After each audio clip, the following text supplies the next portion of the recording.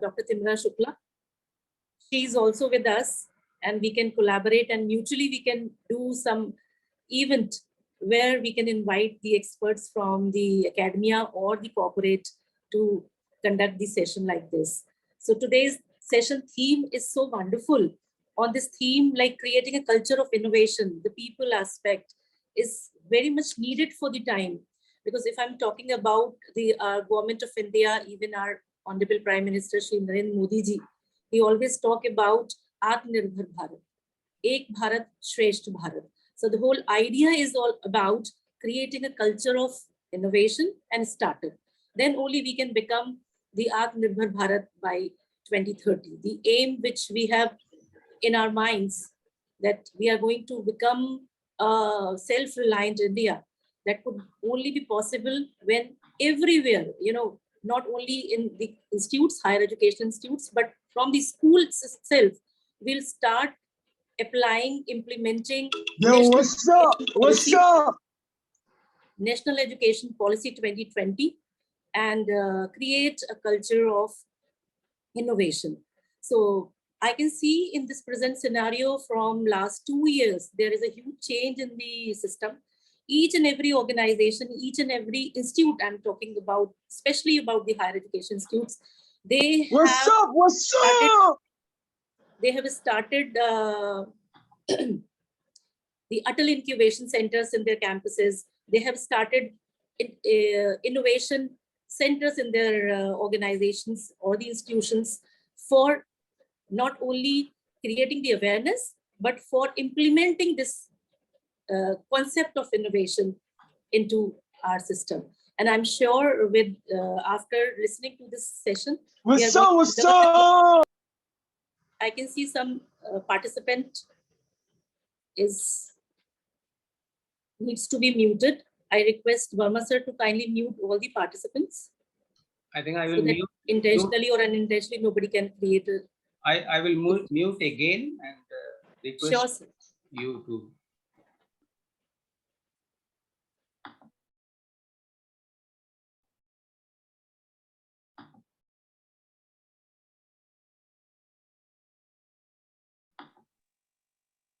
This is Anoop's screen which is being shared. Anoop, if you can just stop sharing your screen.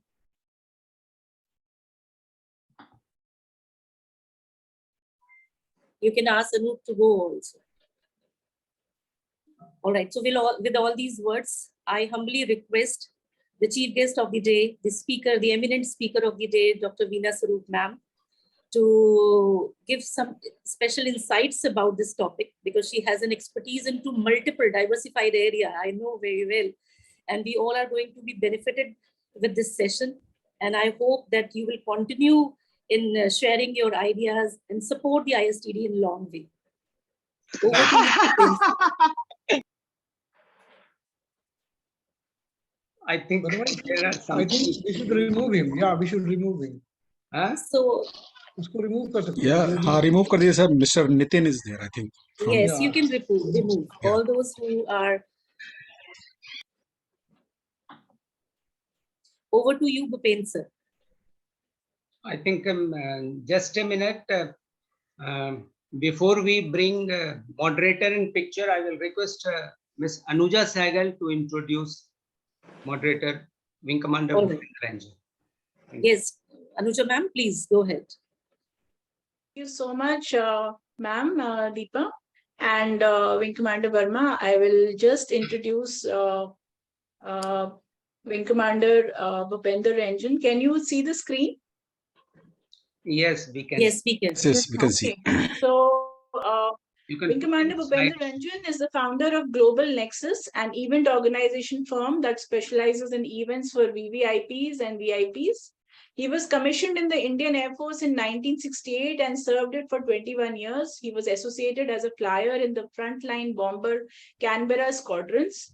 He's an alumnus of National Defense Academy, which was NDA, Defense Services Staff College, Madras University, and Institute of Armament Technology, Ministry of Defense. He has participated in the 1971 war, operations in the East, operations in the West, and in the Sri Lanka operations. He has 16 years of corporate experience in international marketing and operations. He has worked in Thermex Limited, Pune, CK Birla Group, and Kwani Travels. Since 2012, he has also had a self-owned NGO by the name of Arise, which is successfully working for entrepreneurship and innovation. Recently, he has been awarded as the Visionary Leader of the Year 2022 by Integrated Chamber of Commerce and Industry. I congratulate him at this event today. He is a member of associations like Center for Education Growth and Research. He's a fellow member of ICCI, Integrated Chamber of Commerce and Industry. He's a life member of associations like Armament Technologist of India, Aeronautical Society of India, Indian Society of Training and Development, Noida chapter. I welcome Wing Commander Bhupinder to this session, and I welcome him as a moderator for the day. And I also welcome Ms. Veena Swarup as a speaker for the session. Thank you so much. Thank you, Ms. Anuja Sehgal. And now I will introduce the speaker today, Ms. Veena Swarup. She is a management professional with more than 3 decades in PSU. She is a former director, HR Engineers India Limited. We are happy to see you and welcome you, all our members and participants for this evening. Welcome you. You have spent 3 decades as HR professional in Oil Natural Gas Corporation, and you have been independent directors on boards in companies. It's great to find you chairing FICCI Skills Task Force for reports on employer-led models for job creation in 2018, implementation of apprenticeship in India in 2019, rehabilitation of migrants worker in India in 2020. It's good to find you chairing FICCI Task Force for development of traditional clusters through skilling. You are a founder and chair of NOWE at DMA, Network of Women Entrepreneurship. And that is what I think Dr. Deepa Gupta was mentioning you as a symbol of women empowerment. I think that reflects in your resume.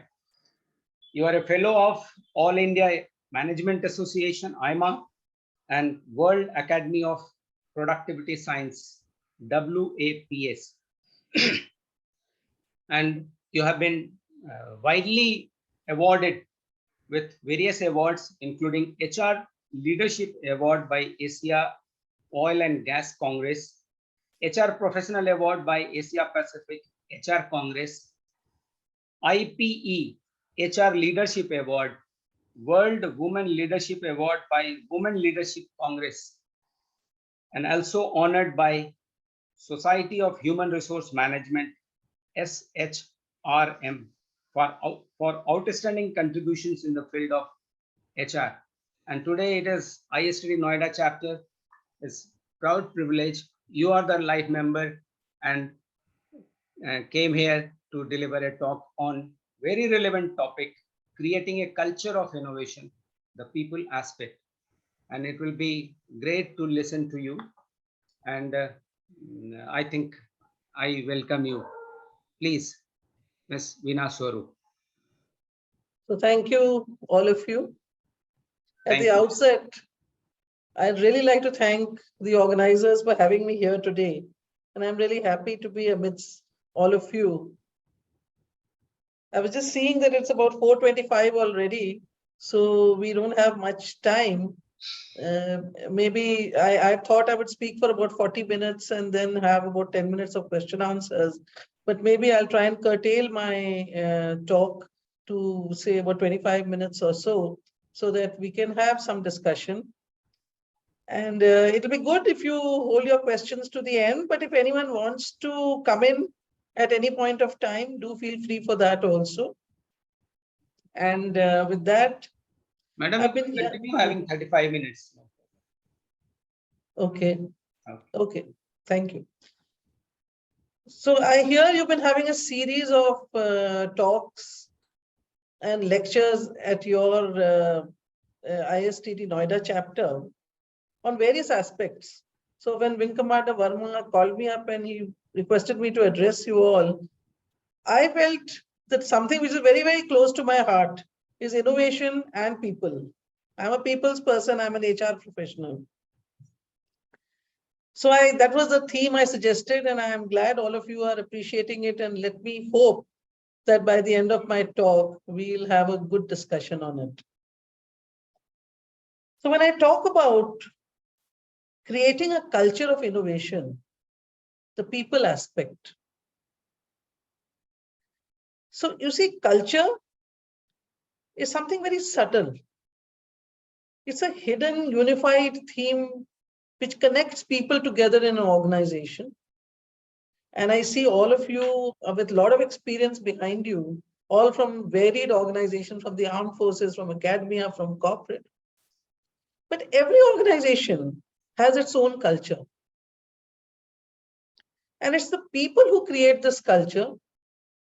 And it's the people who then operate through this culture. I've had the benefit during my service period of witnessing and experiencing cultures in 4 different organizations. Of course, when our upbringing, before we join our service, we come with our own culture. I'm also from the armed forces background. My father was in the army. So I've grown up in that culture. But when I joined ONGC, it was my own values which I brought along and then imbibed those of ONGC. And ONGC itself, a large, huge organization, has a very, very distinct culture. While in ONGC, I was on deputation for 3 years to the Mangalore Refineries and Petrochemicals Limited. So that company was a joint venture of Hindustan Petroleum and Aditya Birla Group. And that company was going sick. That's the time when we acquired it, ONGC acquired it, and we did a turnaround. And I was deputed there as a change agent to be able to somehow bring in the culture of public sector because it was a private sector JV. So I saw that culture where people didn't know next day they're going to get a salary for that month before, and then suddenly it was a turnaround. And now today, I'm so proud to say it's a Navratna company doing very well. I was with the Directorate General of Hydrocarbons, which is the upstream regulatory arm of the Ministry of Petroleum and Natural Gas. So there it was all these outside, other than public sector, the private players. And that organization was a different culture altogether. And the last 4 years of my service, I was selected by the Public Enterprises Selection Board to be on the board of Engineers India Limited. Now, Engineers India Limited is in the oil and gas sector, but it's a consultancy. So their culture was entirely different. But yet, innovation is happening in all these organizations. And today, after my superannuation, I do interact a lot with a number of private sector companies, academia, and many other areas which I was not when I was in service. And I realize, how important it is. Innovation seems a buzzword today. Everyone seems to be talking about innovation, and it seems a buzzword today. But there are reasons why organizations, whether companies or academic institutions, put a lot of emphasis on it. It's not just a buzzword. It's much, much more than that. It allows organizations to remain relevant in the competitive market. There's so much of competition today. It also plays an important role in the economic growth of the country. It touches every sphere of society and the ecosystem. So to put it very simply, then what is innovation? Innovation is the creation the development and implementation of a new product or service with the aim of improving efficiency, effectiveness, or competitive advantage. While I speak, could I request all those who don't have a bandwidth problem to put on their cameras? It's nice to see faces rather than just seeing the grid. It'll be really great if I can see the maximum number of faces so I can see the reactions also. If it's difficult, then no problem. Yeah. Please switch on your video, please.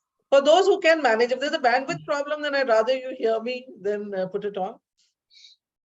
So coming back to innovation, it's an idea that has been transformed into a reality. It's something in the mind and it is a reality.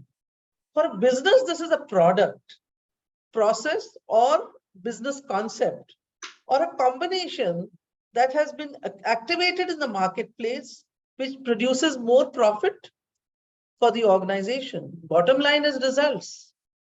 So companies are going to do something to improve that. It's a competitive edge. As the world of work continues to evolve at a very rapid pace today, innovation continues to be the top priority and a top challenge at the same time. But it's the need of the hour. We have and are experiencing the power of innovation to meet the fast changing time and need. Organizations are focusing on creating an innovative culture, an environment where leaders cultivate to nurture unorthodox thinking and its application. Because innovation, you will all agree, always comes through unorthodox thinking, out of the box. So it's a leadership. It has to be top driven. And it is a leadership who can only encourage this. Today, innovation can't happen behind closed doors. It must be scalable and it must be effective. In earlier times when this research and development used to happen, there was a lot of secrecy about it. Today, there's a lot of collaboration. Organizations believe innovation can come from any level. Over the years, we have all seen and experienced the change from time to time in our lives, in our organizations. If you look back to your own organizations and you see how things have changed, whether it's a process, whether it's a policy, there's something innovative in that too. And there could be larger innovations too, as we experienced during the pandemic. Change, we will agree, brings the need for improved systems, processes, technology, and equipments. So that need for change is what triggers innovation. And if there's a culture of innovation, it's sure to happen. I'd like to bring in two quotes here. One by Peter Drucker, you would have heard, that management expert. He said the best way to predict the future is to create it. And then again, Mahatma Gandhi said, future depends on what we do in the present. So the more we innovate today, our future is dependent on that. Now, you will all agree that in the past few years, we were working on and planning and preparing for turbulent times. This I'm talking pre-2020, March to 2020, when COVID came in. We were knowing there's a turbulent time coming. We were knowing that there are exponential technologies, Industry 4.0, and we were all working towards it. How do we gear up for it? What are the skill sets required? What is the future of jobs? How are we going to meet those requirements? There was a lot of apprehension, but yet we were all working on it. A study by FICCI and NASSCOM had stated that the forces steering the economy in India were largely globalization, demographic dividend, and exponential technologies at that point of time. So when they talked about globalization, it was Brexit happening at that time. There was opening up of trade corridors, and there was actually bringing down walls, and there was open trade and things like that. So it was globalization. And then there was this demographic dividend, which we are so rich in and we keep talking about. How do we skill our people? How do we skill our youth? Where do we get them jobs? Can we send them overseas? Can they migrate? So there was a lot of action happening there. and of course, exponential technologies, which we knew is going to play a very important role. The present times of pandemic, we are now getting over it, but we are still not totally out of it. This period which came in our lives, March 2020 to recently, this was unthought of. And you will agree that it was a total shift in the new normal. And the new normal became work from home, digitization, all this was, and social distancing. We don't need to share the screen. Someone is sharing the screen. I don't think we need to share the screen. I'd rather see everyone in the grid because I'm not presenting anything. That's by mistake. I think that's done by Sakshi. Sakshi, if you can stop sharing your screen.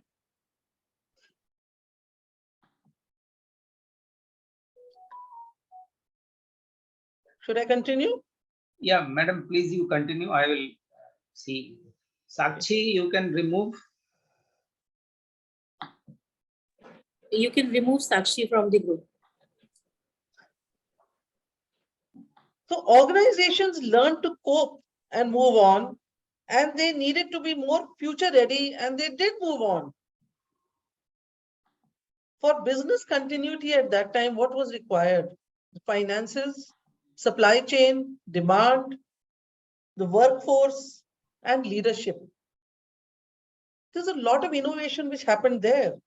And in this difficult period itself, we witnessed so many innovations. Whether they were medical devices, whether they were tools for our work from home. In medical devices, we saw different type of masks coming up, the PPE equipments coming up, the ventilators that came up. I mean, the amount of innovation that happened in our country in the science front was remarkable. And then the vaccine to top it all. So all this we have witnessed recently. There was a culture of innovation, but more than that, there was a need for change. There was a pressure that it had to happen. There was no other way out. We had to do it. Organizations at heart, you will all agree, are a people's business. So that's why I want to talk about the people aspect of innovation. Business does not create value. It's the people there who create the value. And the key differentiator of any organization is the people of the organization. An organization may have the best of processes, may have the best of machines, but the quality of the organization depends on the quality of the people of the organization. So people over here play a very important role to create this culture, and so did they at the time of the pandemic, when so much of innovation happened world over and in our country too. So what is it? What are the factors that will impact innovation, urge innovation to happen? Generally, we will look at it, it's the economic changes. Then there's a lot of increased competitiveness. And of course, exponential technologies are driving us towards innovation. How do we match up to that requirement? So if this we saw, then what would be the drivers of innovation? What drives innovation? It's the curiosity, an inquisitive mind, freedom of thought, mind without fear, encouraging ideas, risk-taking attitude, celebrating success, but celebrating failures also, which is very important. Every activity is not a success, but we need to learn to celebrate failures also, because a lot of effort has gone into it. Agile teams, patience and resilience, and top-driven agenda of innovation. And when I talked about celebrating failures, I remember a quote by Dr. Abdul Kalam, where he said, fail is the first attempt in learning. FAIL is the first attempt in learning. So now there is a global shift. in the kind of people that are required. I think Wing Commander Verma, you'll have to ask them to stop this because it's very disturbing. I know somebody is coming in between. This is KK Prasad's screen, as I can see.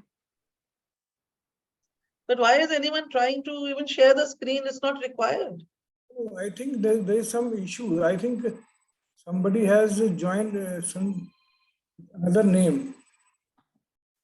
They are misguiding with the name also. But now I have stopped the sharing of the screen. Please stop sharing now. Stop sharing basically. That is a duplicacy of name, I think. Yeah.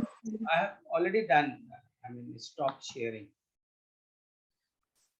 So now there's a global shift in the skills that are required.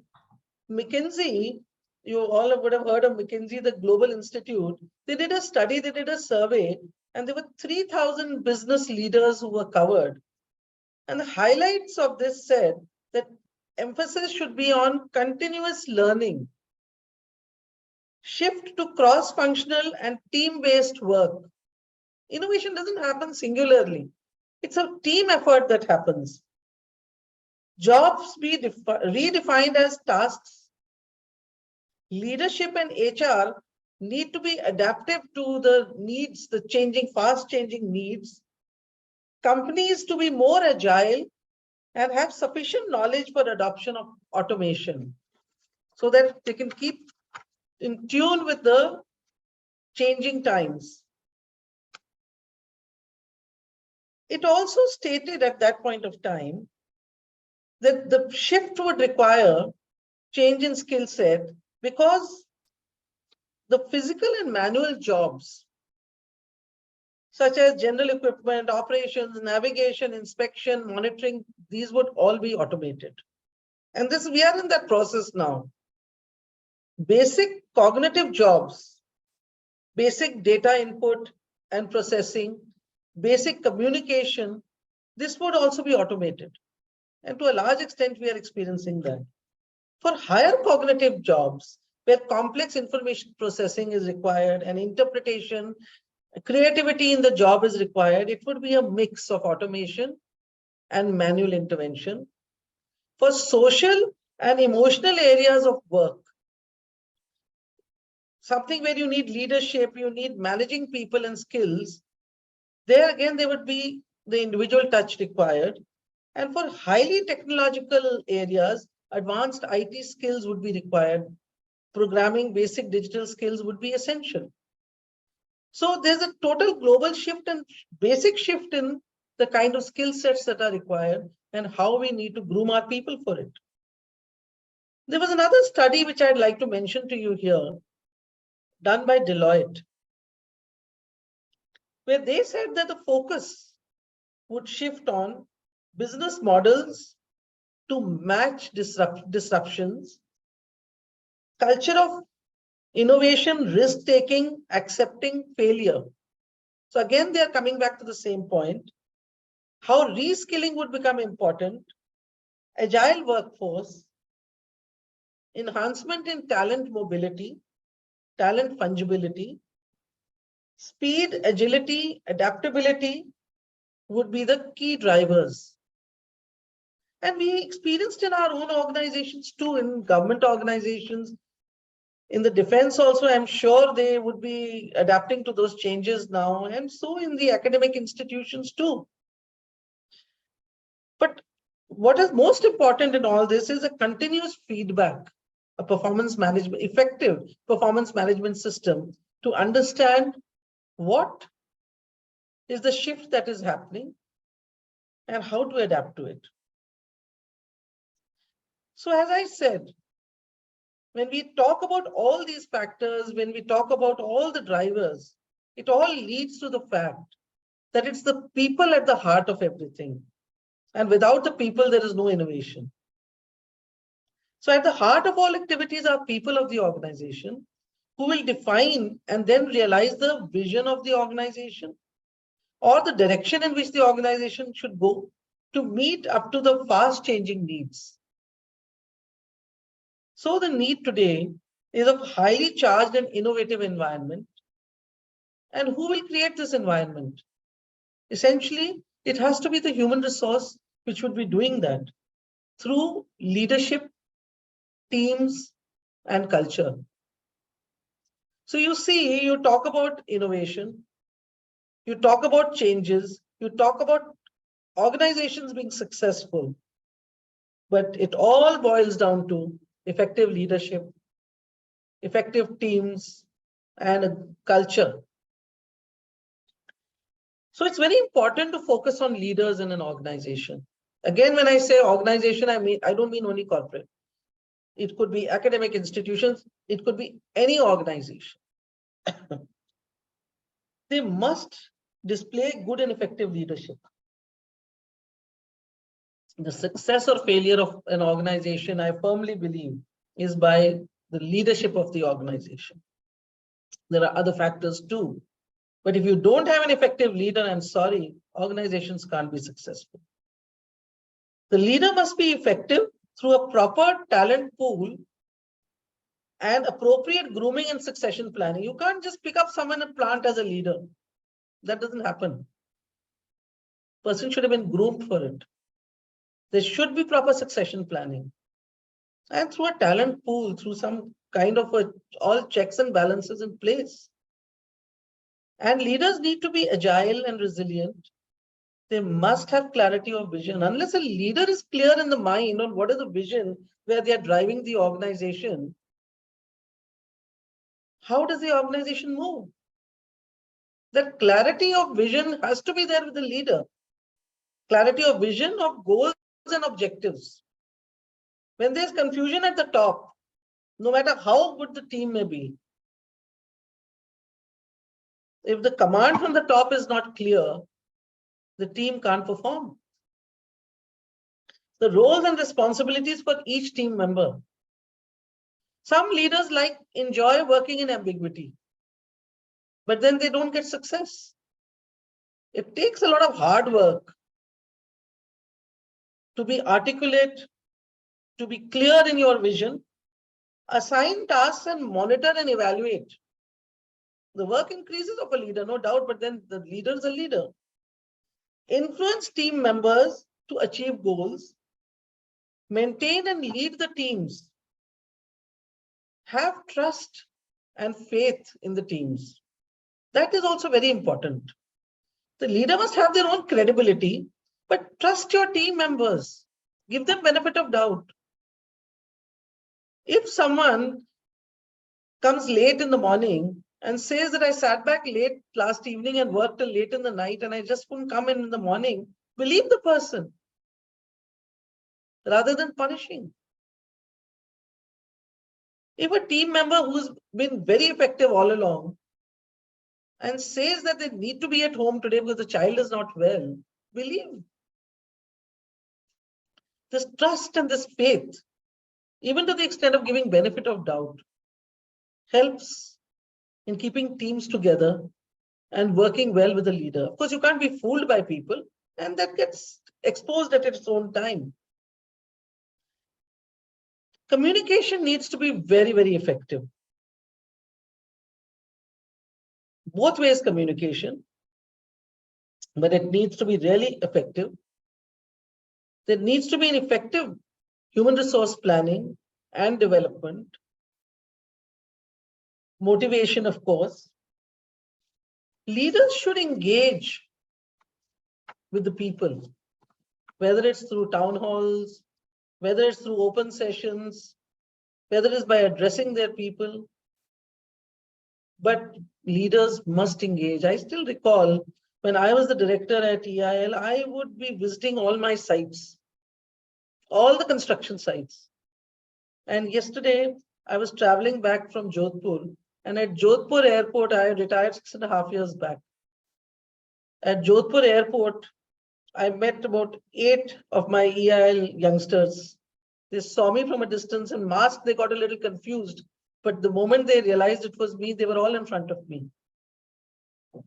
And the only thing they were saying again and again was, ma'am, what you did for construction, no one did.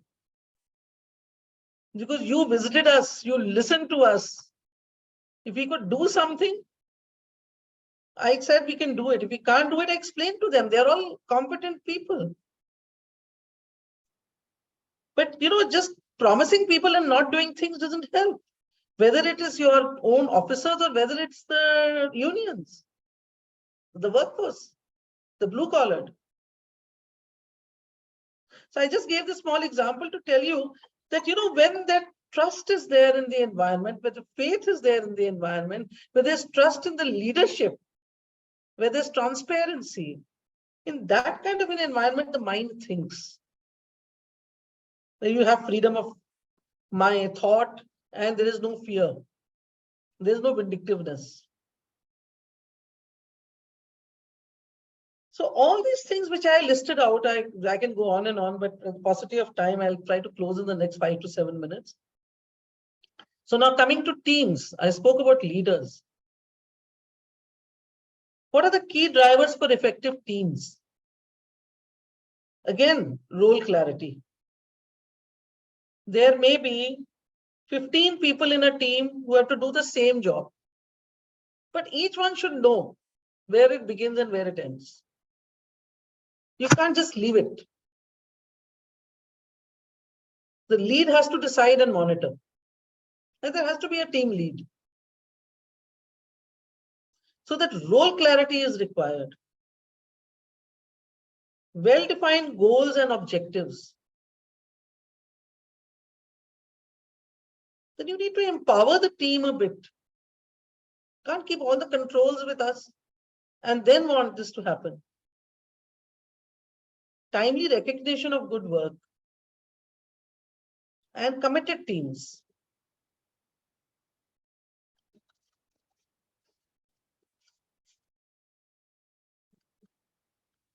We've been having this call for Make in India and Startup India. It has given impetus to entrepreneurship and innovation in our country.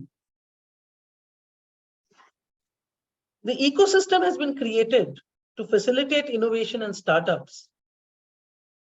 But innovation should happen in the companies, but more so I feel it should happen in the academic institutions, where the students are there, where the faculty is there.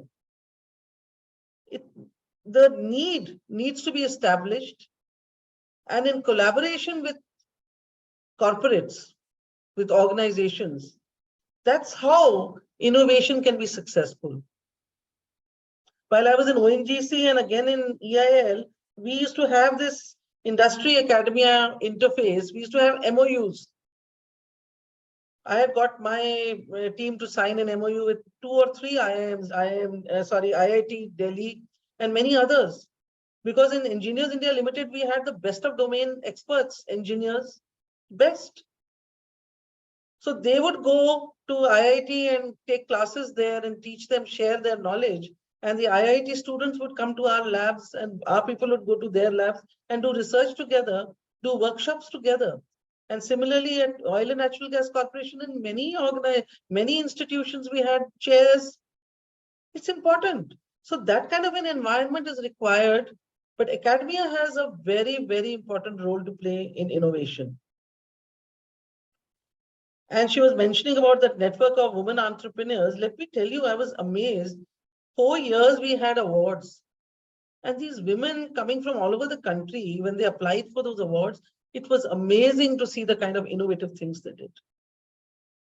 And even at the time of pandemic, when they realized this one lady had a bakery and she said, we realized no one's going to have it. So they started making chocolates which were immunity boosting so that people would go and buy that from them. So even that was an innovation. The very thought that you're meeting the need of that time. And I remember last year, there was the Startup India anniversary and the PM was being presented all those startups, what all they had done. I watched that whole program on television and I was really amazed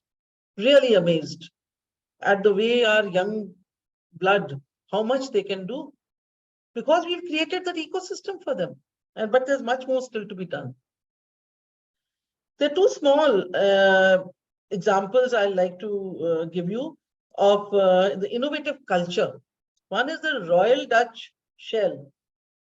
a multinational oil and gas company. It had over 1 lakh employees all over the world.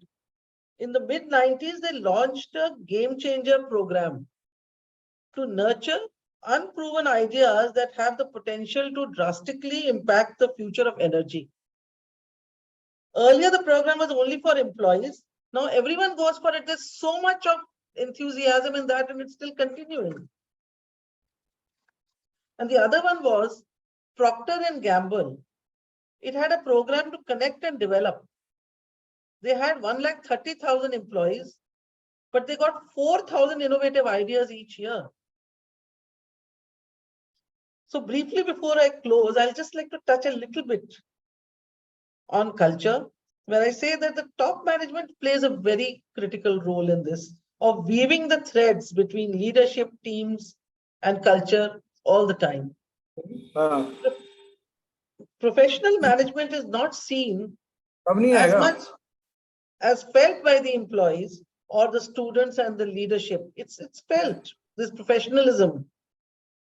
And it exhibits the confidence of the workforce on the management, the leadership on the workforce, and the customers on the organization. So it's a total amount of confidence that one plays into the other, all because of culture. And this can only come through transparency in policies and processes, credibility and faith. As I said, trust in people, ready to introduce the best of practices, be proactive to changing needs, collaborative and supportive. Leaders need to walk the talk. Constant review of changing times and how we can keep pace with that. Building agile workforce, recognizing good work, keeping a motivated team. And it's not always giving money and monetary benefits which motivates a team. It's the kind of assignments you give, the kind of recognition, other than monetary also, which can keep a team motivated. But there has to be a balance between technology and the personal touch. And all this is required to bring in the best in the people. But in today's times, to be able to keep pace with the requirement, organizations need to be ready to restructure their organizations, redesign their jobs, reskill their talent, re-engineer their workforce, and reconstruct teams. So this has to keep on happening on an ongoing. The moment you need changes, these things will happen. You're diversifying, you're innovating. These things are required because future of organization is going to focus on process excellence, a purpose-driven culture, adaptive technology, agile teams, and top-driven leadership, which will drive all this. And I'll close with one or two quotes. I'm sorry I couldn't give too many examples today because there was a paucity of time and I really couldn't detain you all very long. So John F. Kennedy, he said, change is the law of life. Those who look to the past or present are certain to miss the future. And Dr. Abdul Kalam said, you have to dream before your dream comes true. So thank you all for this patient hearing. Thank you so much, Veena. I think it's been wonderful, and I was looking for that. It's coming from horse's mouth because you've been at the center of a large number of organizations and on top of these organizations. And I think what you brought up is excellent and in a short time. In fact, you rightly said that you wanted 35-40 minutes, and I think summed up in 30 minutes because shortage of time. But you covered each and every aspect. Excellent, ma'am. And I should thank you for that. And there are 2-3 points which stand out. Number one is she rightly said that leadership, team, and culture. Now, these are the 3 things which are very, very important. And I think she stressed a number of times that the leadership must evolve the spirit of innovation. Secondly, the study of Deloitte is accepting failure. Now, that's a must. When you are doing something different, there's a very good chance of a failure. Any new project you take up, any new innovation you take up, any new business you take up, the chances that 9 out of 10 is going to be a failure the first time. Maybe you try again, you come up with a product. We don't call it a failure. What we say is that we are testing the product. There is a test going on, and we see, is the product fine, or can we make it better, fine tune it, and then we launch it. So we must accept failure. That's a must in innovation.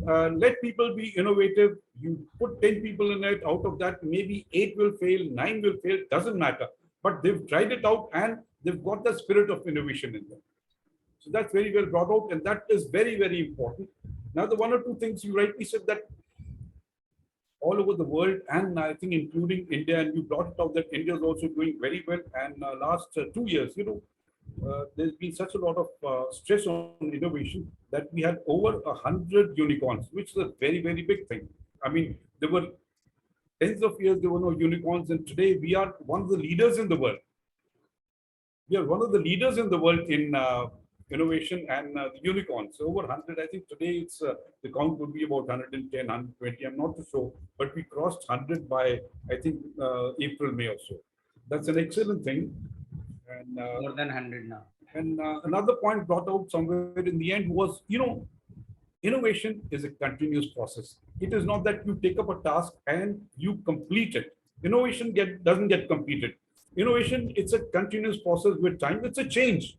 A change we've all realized is a must. Good old days, maybe if we go back, I think, ma'am, your time, and maybe I'm even older in my time, change didn't have much of value. Things were there. There was the manufacturing going on and things came out and you were selling. Today, with the changes, the rate of change of technology is such that changes are going to be very fast. And if you don't change, you're no more there. So you have to change. And the way to change is innovation, that whatever product you're doing, whatever procedure you have, whatever systems you have, they must be changed for the better. Either you have a better system or you have a cheaper system done and you move ahead. And that is where you take double jumps at each stage.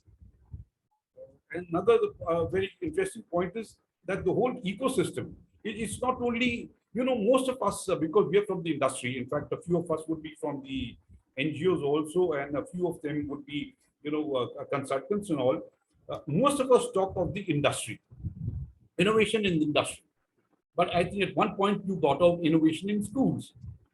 In fact, I would say, the culture of innovation should be all over, including the parents, including the ladies, including the men, including a rickshaw driver.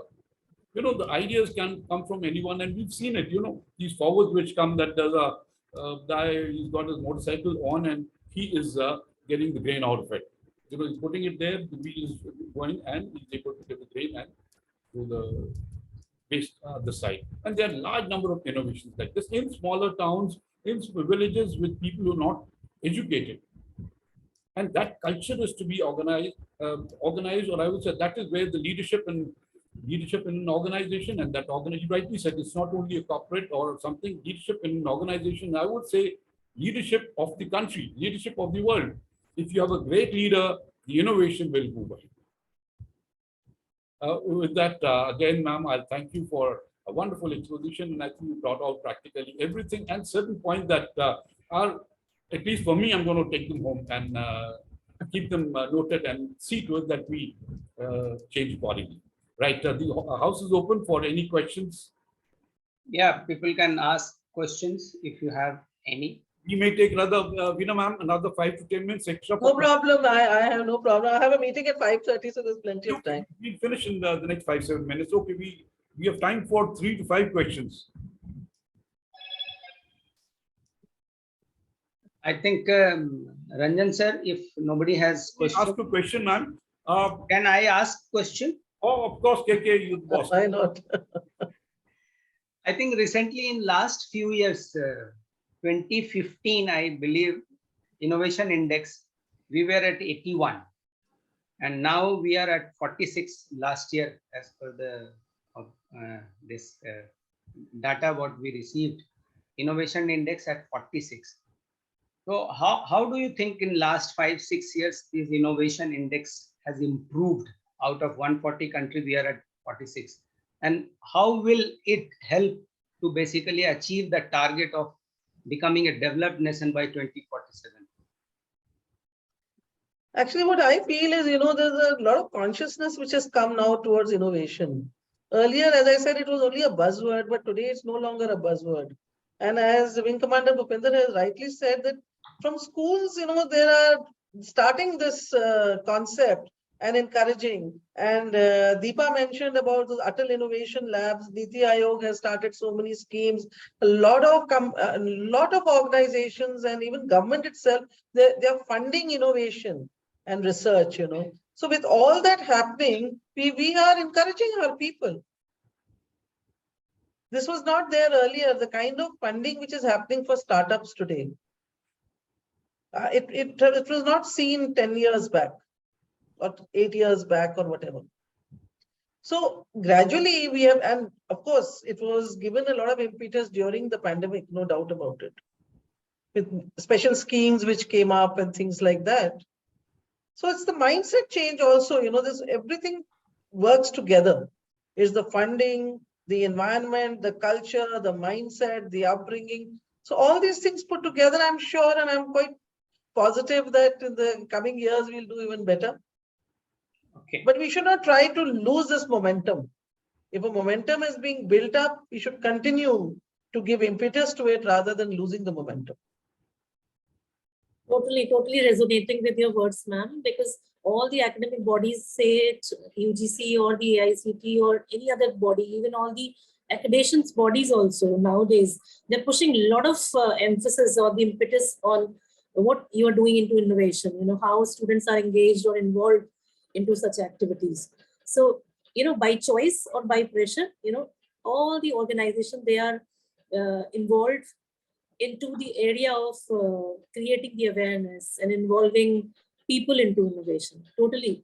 And also recognition. People Yes. are getting recognition. There are a large number of awards which have come up for innovation. A lot of awards, a lot of rewards. So that kind of recognition which is coming by FICCI, by CIA, and all the other industry bodies and things like that, these also go a long way, you see. Maybe they were happening earlier, we were not even knowing about it. Today, we come to know media, social media has a large role to play in this. Yes. I have a question. You mentioned about failures. Hello. Must accept failures. Now, our society said that there is competition. There's heavy competition. Each student needs to get 99%. Each you cannot afford a failure. They're all. Total India, I would say, most of the population is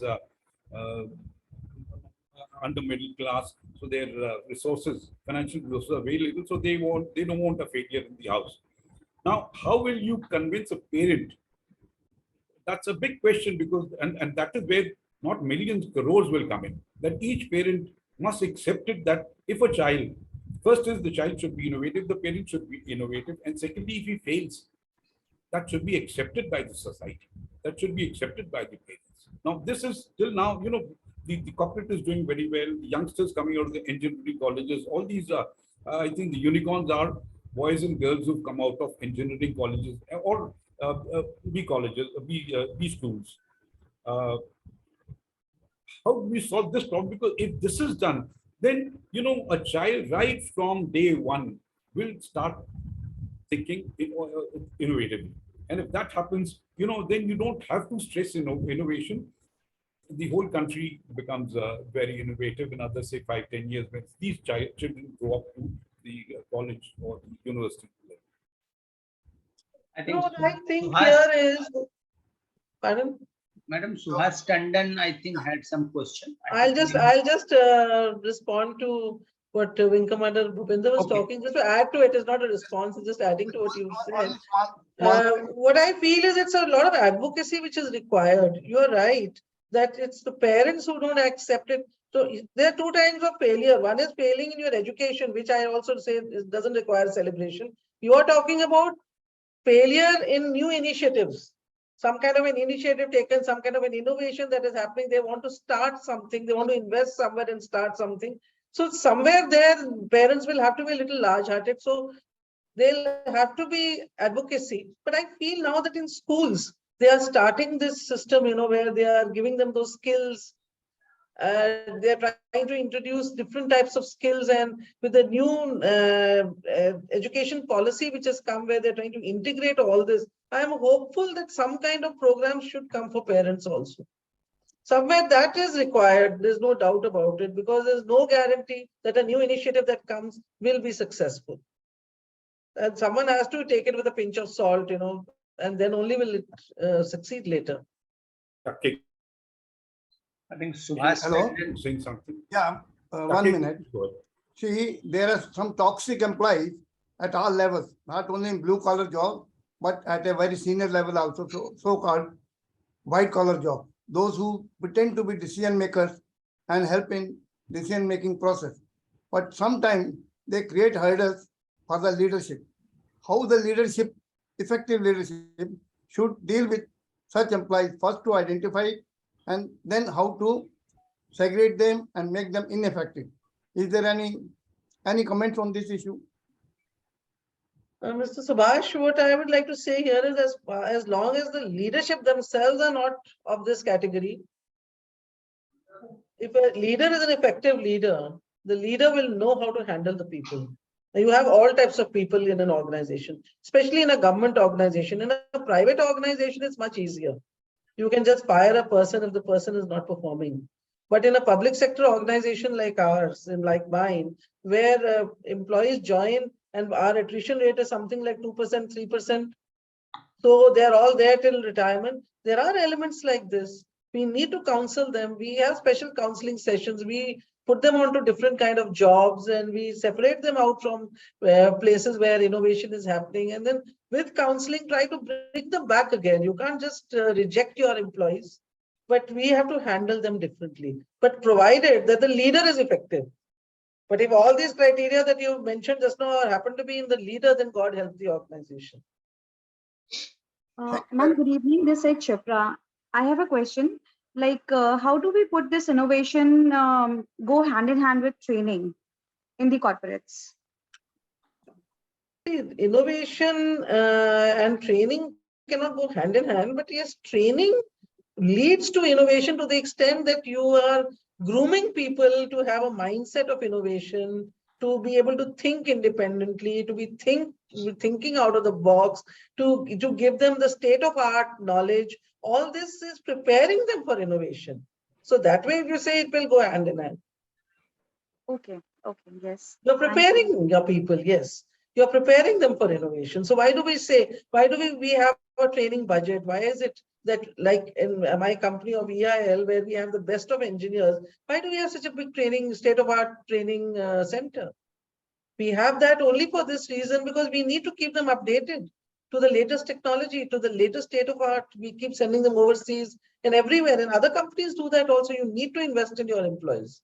Then only will you get the results from them. Sure, ma'am. Thank you. I think, ma'am, one last question. Yes.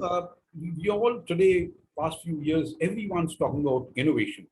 And to some extent, I think you made the statement that not being say it's hyped, but it is not, I would say. But where is creativity now? The time people talked of creativity.